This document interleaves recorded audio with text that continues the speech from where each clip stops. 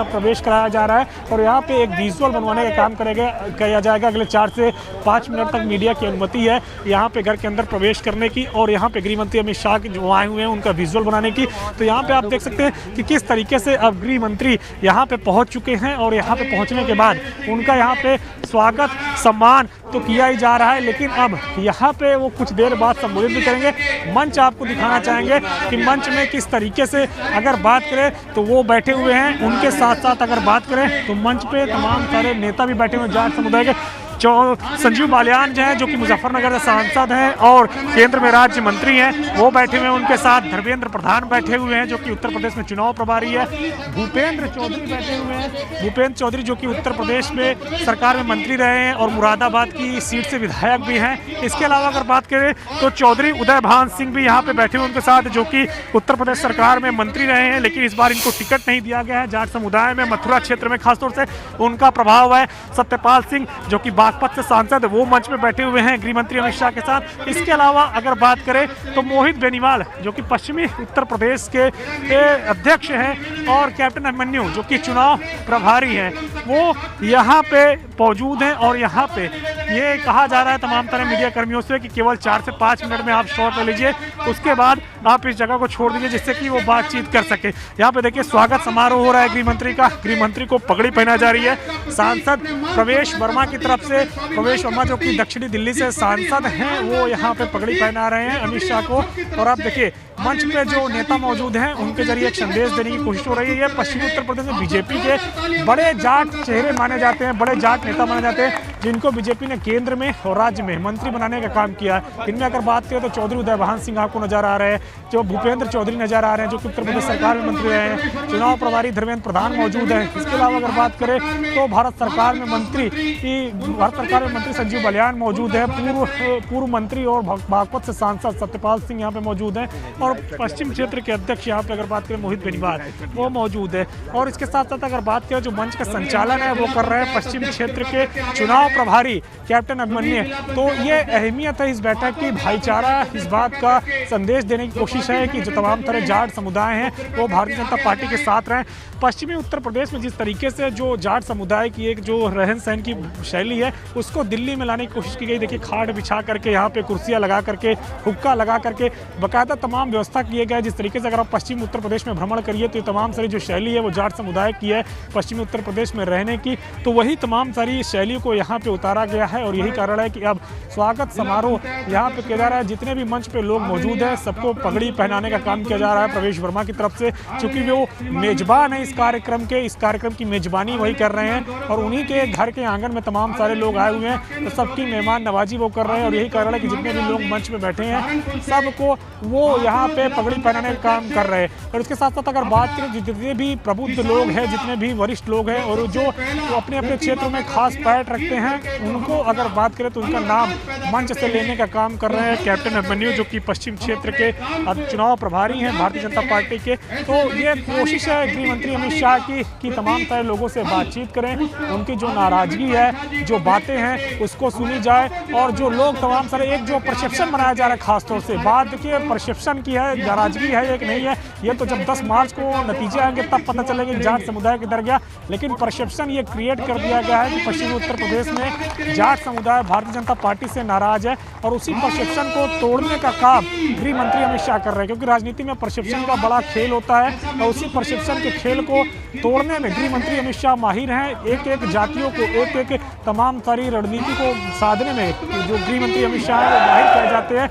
एक एक क्षेत्र को वो अच्छे से समझते हैं। अगर उत्तर प्रदेश की बात करें तो उत्तर प्रदेश में वो 2014 में लोकसभा जब चुनाव हो रहा था तब वो चुनाव प्रभारी थे। उसके बाद 2017 में जब विधानसभा चुनाव हो रहा था तो बीजेपी के राष्ट्रीय अध्यक्ष थे। 2019 में जब लोकसभा चुनाव हो रहा था तब वो राष्ट्रीय अध्यक्ष थे। और अभी अगर बात करें तो केंद्रीय गृह मंत्री जरूर हैं, लेकिन इसके साथ साथ उस संगठन में भी अपनी पैठ रख रहे हैं, संगठन को भी अच्छे से देख रहे हैं कि संगठन की जो शैली रही है वो टूटने ना पाए, संगठन का जो काम रहा है वो ठीक तरीके से चलता रहे और संगठन जिस तरीके से अभी तक मजबूत होता हुआ आया है वो कमजोर ना हो। और यही कारण है गृह मंत्री अमित शाह पूरी तरीके से दारोमदार साधे हुए हैं, पूरी तरीके से अगर कहें तो अपने हाथों में कमान लेकर रखे उत्तर प्रदेश चुनाव की, और लगातार अब यहाँ पे चुनाव की जो जिम्मेदारी है अपने ऊपर ले ली है और टिकट वितरण से लेकर के तमाम सारी जातियों को साधने का जो काम है वो गृह मंत्री खुद देख रहे हैं। और यहाँ पे आज देखिए जो जाटों का भाईचारा सम्मेलन है उसमें खुद वो पहुंचे हुए हैं और यहाँ पे तमाम सारे लोगों से अब बातचीत भी करेंगे, अपना संदेश भी देंगे। और यहाँ पे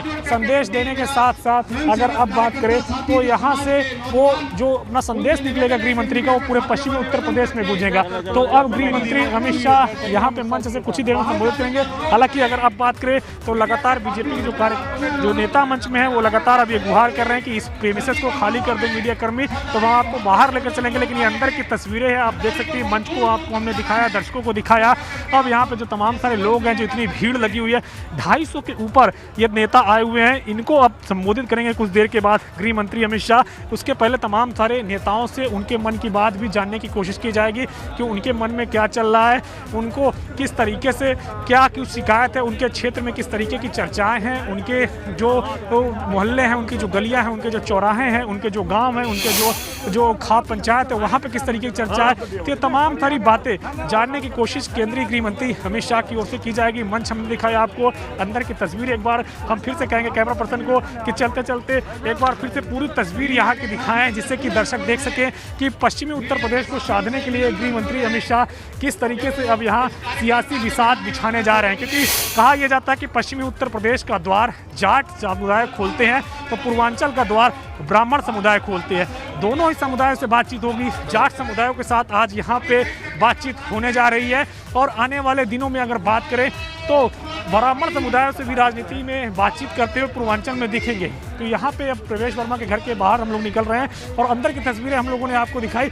जब ये बैठक खत्म होगी तो ये जानने की भी कोशिश करेंगे कि आखिर गृह मंत्री अमित शाह ने क्या कुछ संदेश दिया है, क्या कुछ अपनी बात कही है, क्या कुछ रणनीति बनाई गई है और कैसे आगे जा करके बातचीत होंगे। तो ये काफ़ी अहम बैठक है क्योंकि जिस तरीके से बीजेपी ने 2017 में मैंडेट हासिल किया था उस तरीके से 2022 में दोबारा मैंडेट हासिल करने के लिए बीजेपी लगातार प्रयासरत है।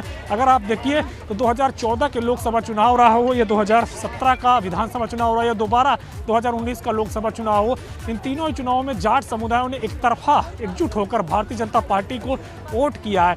ऐसे में भारतीय जनता पार्टी की ये कोशिश है कि इस बार भी जाट समुदाय को वोट अर्जित किया जा सके, जिससे कि ज़्यादा से ज़्यादा सीटें भारतीय जनता पार्टी के खाते में आई। इसीलिए भारतीय जनता पार्टी के जो शीर्ष नेता कहे जाते हैं गृह मंत्री अमित शाह, वो यहाँ पे पहुँचे हैं और यहाँ पे बैठक लेने जा रहे हैं जाट समुदाय के तमाम सारे नेताओं के साथ। उनको अपना संदेश देंगे, उनसे बातचीत करेंगे और बातचीत जब होती है तो कई सारे मुद्दे होते हैं जिनको सुलझाने का भी काम किया जाता है। जाटों के जो तमाम सारे मुद्दे थे उनको सुलझाने का काम जरूर केंद्र सरकार ने किया है। हालांकि एक मुद्दा अभी भी है जो जाट समुदायों को कहीं ना कहीं भारतीय जनता पार्टी के बीच में रोष का जो कारण बना हुआ है वो है जाट आरक्षण। क्योंकि जाट काफ़ी लंबे अरसे से आरक्षण की मांग कर रहे हैं और इसको लेकर हरियाणा में काफ़ी ज़्यादा प्रदर्शन भी देखा गया और 2016 के आसपास हिंसक प्रदर्शन भी देखा गया था। जिसके बाद अगर बात करें तो लगातार जाट समुदाय आरक्षण की मांग करता रहा है। अब आरक्षण की मांग यहाँ पे भी कुछ नेता करेंगे क्योंकि जब यहाँ पे कई सारे नेता पहुंचे थे तो दबी जुबान से कई सारे नेता कह रहे थे कि हमारी आरक्षण की मांग को तो नहीं माना गया, बाकी सभी समस्याओं को समाधान किया गया। बिल्कुल, देखिए अविनाश जी, वो तमाम मुद्दे हैं जिनको आज जाट नेता उठाएंगे और उनसे बातचीत करेंगे अमित शाह, उन्हें समझाने की कोशिश करेंगे कि बीजेपी क्यों बेहतर विकल्प है। अविनाश, जो तस्वीरें आप दिखा रहे थे एक बार अपने दर्शकों को बता दें कि बैठक में आप पहुंच चुके हैं अमित शाह पगड़ी पहनाकर, चूंकि ये जाट शैली की एक आप कह सकते हैं पहचान है। सर पर पगड़ी होना, खाट पर बैठे रहना और हुक्का गुड़गुड़ाना, ये ही एक पहचान होती है जाट समुदाय की। और इन्हीं तमाम चीजों के साथ सियासत की भी चर्चा होती है और वही चर्चा आज होने जा रही है और जिसमें अमित शाह पहुंच चुके हैं। अविनाश, अंदर की तस्वीरें आपने दिखाई, कुछ देर जाने की इजाजत मीडिया को मिली अंदर जब स्वागत हो रहा था अमित शाह का। सीधे तौर पर संदेश देने की कोशिश थी मीडिया के जरिए कि जाट समुदाय भारतीय जनता पार्टी के साथ है। लेकिन जब ये बैठक खत्म हो जाएगी, क्या मीडिया से मुखातिब होंगे गृह मंत्री अमित शाह? या वादे जो जाट समुदाय से किए गए उन पर कितना काम? देखिए, जो संदेश है वो ये दिया गया है कि मीडिया अलर्ट रहे। वो बैठक खत्म होने के बाद गृह मंत्री अमित शाह खुद डिसाइड करेंगे मीडिया से बातचीत करना है कि नहीं करना है। लेकिन मीडिया को अलर्ट मोड पे जरूर रखा गया कि गृह मंत्री अमित शाह बातचीत कर सकते हैं, लेकिन ये पुख्ता तौर पर नहीं कि वो बातचीत करेंगे ही, क्योंकि अब बैठक जब खत्म होगी तो ये देखना होगा गृह मंत्री क्या कुछ आकर कहते हैं अपनी ओर से, क्या कुछ बोलते हैं। और अगर नहीं भी बोलते हैं तो जाहिर तौर पर जो अंदर संदेश देंगे उनमें से तमाम सारे नेता बैठक से निकल के जरूर जरूर बताएंगे कि क्या कुछ संदेश दिया गया है और क्या कुछ समस्याएं जाट समुदाय के लोगों ने गृह मंत्री अमित शाह के सामने रखी है। क्योंकि कहा यह जाता है कि प्रधानमंत्री नरेंद्र मोदी तक अगर कोई बात पहुंचानी होती है या कोई बात कहनी होती है तो उसका एकमात्र माध्यम, सशक्त माध्यम कहिए, एकमात्र माध्यम तो नहीं कह सकते लेकिन सशक्त माध्यम है केंद्रीय गृह मंत्री अमित शाह। उनसे अगर कोई बात कह दी जाए और वो जो बात कह देते हैं प्रति उत्तर में तो वो बात पुख्ता मानी जाती है। यानी कि अगर किसी को समस्या है वो केंद्रीय गृह मंत्री अमित शाह के पास पहुंचा है तो जो बात गृह मंत्री अमित शाह कह देते हैं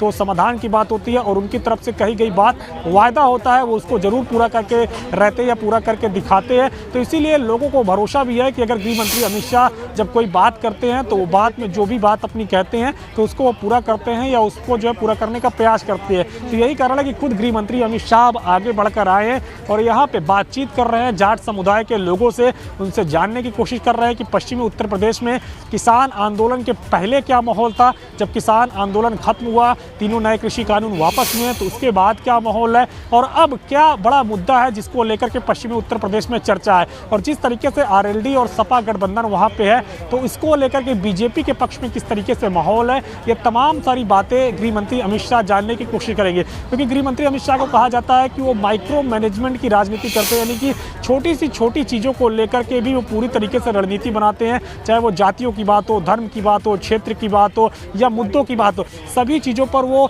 बारीकी से ध्यान देते हैं और बारीकी से ध्यान देते हुए तमाम सारी रणनीतियाँ तैयार करते हैं। और यही कारण है उनका इलेक्शन कैंपेन आप देखिए पश्चिमी उत्तर प्रदेश में वो अपने आप में सब कुछ दर्शा देता है। क्योंकि पश्चिमी उत्तर प्रदेश के जितने भी बड़े मुद्दे हैं उन तमाम सारे मुद्दों को गृह मंत्री अमित शाह ने हल करने का प्रयास किया है। और यही कारण है कि देखिए पश्चिमी उत्तर प्रदेश में 3-4 बड़े मुद्दे रहे जिसको लेकर काफ़ी नाराजगी लोगों के बीच में रही है। पहला अगर बात करें तो तीनों नए कृषि कानून को लेकर के नाराजगी थी, उसको खत्म करने का काम किया केंद्र सरकार ने। प्रधानमंत्री नरेंद्र मोदी ने खुद नेशनल टेलीविजन में आकर इसका ऐलान किया था और इसके बाद संसद से तीनों नए कृषि कानून को वापस लिया गया। इसके बाद अगर दूसरा सबसे बड़ा मुद्दा देखिए तो ट्यूबवेल के बिल को लेकर के काफ़ी ज़्यादा किसानों के अंदर नाराजगी थी कि ट्यूबवेल के बिल काफ़ी ज़्यादा आ रहे हैं और उत्तर प्रदेश सरकार को यहाँ केंद्र सरकार या बीजेपी आला कमान की तरफ से इंगित किया गया कि उस बिल को कम करने का प्रयास किया जाए। उत्तर प्रदेश सरकार ने आदेश जारी कर दिया, 50% तक ऑफ कर दिया गया, यानी कि 50% कमी कर दी गई है ट्यूबवेल के बिल्स में और इसके साथ साथ जो बिल नहीं जमा हुए हैं उसमें भी भारी छूट दी गई है। इसके बाद तीसरा जो सबसे बड़ा मुद्दा था